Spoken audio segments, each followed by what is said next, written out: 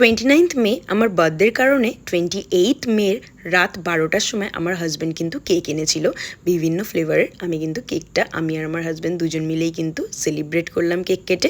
তারপরেই সকাল হতে না হতেই সকালের যা যা যাবতীয় জিনিস আমি আমার খেয়ে নিলাম।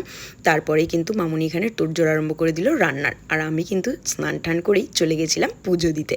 পুজোটাকে দিয়ে নিয়েই কিন্তু আমি এখানে মামুনি সব কিছু সাজিয়ে আমাকে খেতে দিয়ে দিয়েছিল। অনেক কিছু ছিল খাওয়ারে কিন্তু, আর আমি এত খেতেও পারিনি। মামুনি আজকে অনেক রান্না বান্না করেছিল আর আমাকে একটা কাজও করতে দেয়নি।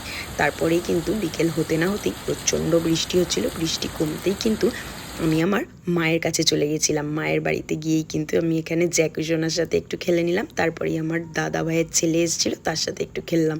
তারপরেই আমার মা দেখো এখানে চিকেন পাকোড়া করছিল। তারপরেই কিন্তু দাদু, বাবা, কাকা, মা, কাকি সবার থেকে আশীর্বাদ নিয়ে নিলাম। তারপরেই কিন্তু আমি কেকটা কেটে নিলাম মায়ের বাড়িতে।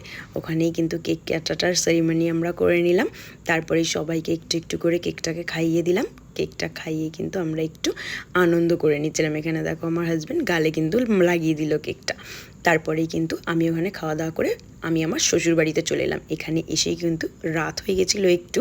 তারপরে কিন্তু সেলিব্রেট করে নিলাম। মামুনি, বাপি, আমি আর আমার হাজব্যান্ড চারজন মিলেই কেক কেটে নিলাম।